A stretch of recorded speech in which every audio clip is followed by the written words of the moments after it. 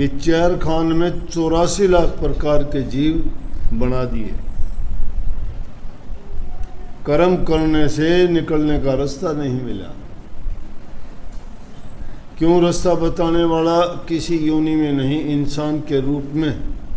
जब सतपुरुष ने देखा रूहें दुखी हैं तो उन्होंने यहाँ संतों को भेजा, ऋषियों को भेजा, समय समय पर महापुरुषों को प्रकट करके संदेश देके कहा कि जीवों को दुनियादारी से निकाल के लेके आओ, दुखी हैं, रूहें तड़पती हैं। जब उन्होंने आके देखा, अवतार रूप धार के आए, 9 अवतार आए कल्याण करने के लिए समय समय पर। सतयुग में 4 अवतार धार के आए। चौथा युग लगने वाला था जब 3 जो अवतार आए वो पशु के रूप में आए, जानवर के रूप में। मछली, कछुआ और बड़ा सुअर। और चौथा अवतार जो आया वो नरसिंह रूप में आया, नर और सिंह, इंसान और शेर का मुंह, आदमी भी और जानवर भी। त्रेता युग में 3 आए, द्वापर में 2 आए और कलयुग में 10वां अवतार। लेकिन वह अवतारी पुरुष थे, वो राक्षसों को दंड देने के लिए आए थे और जीवों को उन दुखों और कष्टों से बचाने के लिए आए। लेकिन संत जब आए उन्होंने किसी का संहार नहीं किया।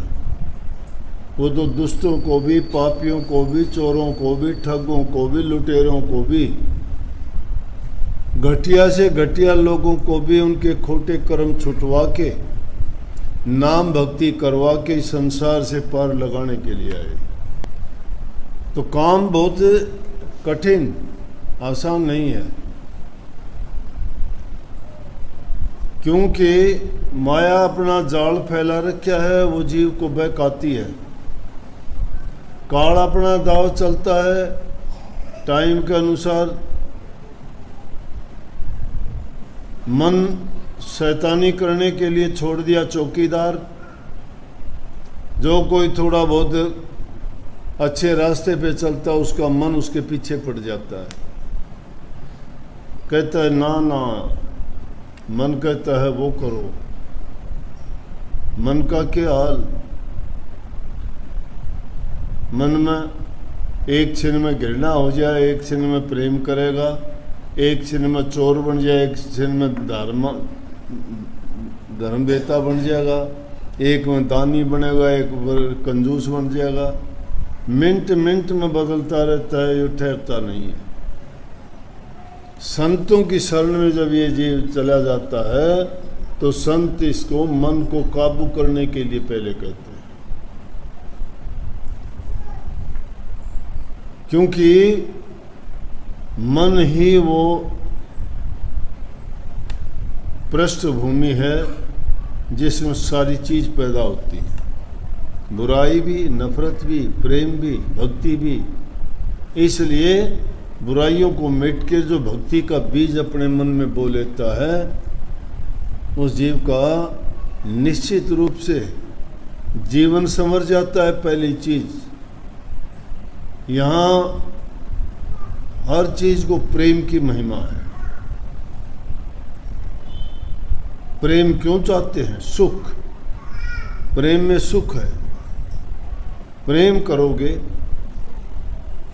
प्रेम करोगे सतगुरु से, प्रेम करोगे नाम से, प्रेम करोगे सुमन से, प्रेम करोगे ध्यान से, प्रभु से प्रेम जब होगा।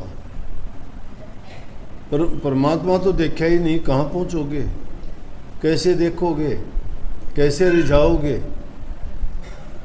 अरे उसको बताने वाला तुम्हारे सामने है, हाजिर नाजिर बैठा है सतगुरु, वो तुम्हें रास्ता बताता है कि भाई ऐसा करो वैसा करो, तुम वो काम करते चलो ना।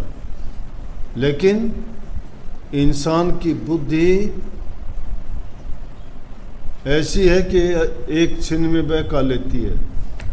बोला कि गुरु तो ज़्यादा तो हम ज़्यादा जानते हैं, इन बातों का तो हमें पता ही है।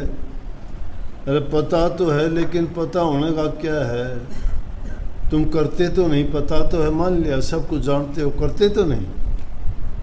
तुम्हें पता है कि खोटे मंदे कर्म करोगे सजा मिलेगी, फिर भी करते हो खोटे। क्यों करते हो? पता है तुम्हें, है ना? पता है कि नहीं, फिर भी करते हैं। ये भी पता है भक्ति करने से तुम्हारा उद्धार होगा, कल्याण होगा, पता है कि नहीं, फिर नहीं करते। ये भी पता है किसी का बुरा ना करो, फिर भी करते हो। पता है कि नहीं इस बात का? जानते हो, ये बात है। लेकिन सतगुरु जानता नहीं, सतगुरु तो करवाता है। उन्हें करके देख लिया। जो इंसान करके देख लेता है, जो परिणाम पा लेता है, वो दूसरे को बताता है कि आप भी ऐसा करो, तुम्हें भी ऐसा हो जाएगा।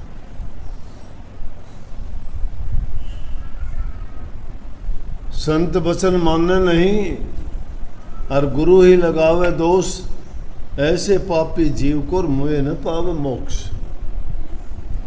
दोष गुरु का ना दो, दोष अपने निकालो। दोष हम में है।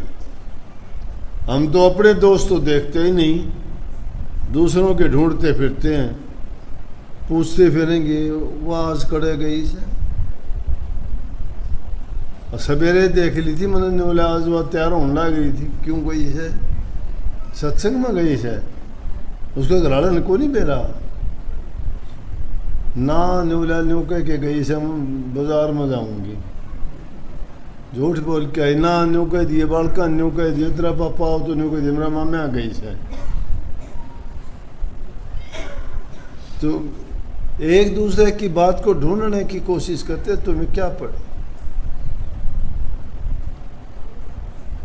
तुम अपनी संभाल लो, तुम्हारे साथ क्या हालात गुजरती है। इसलिए भाई अच्छा करने की आदत डालो।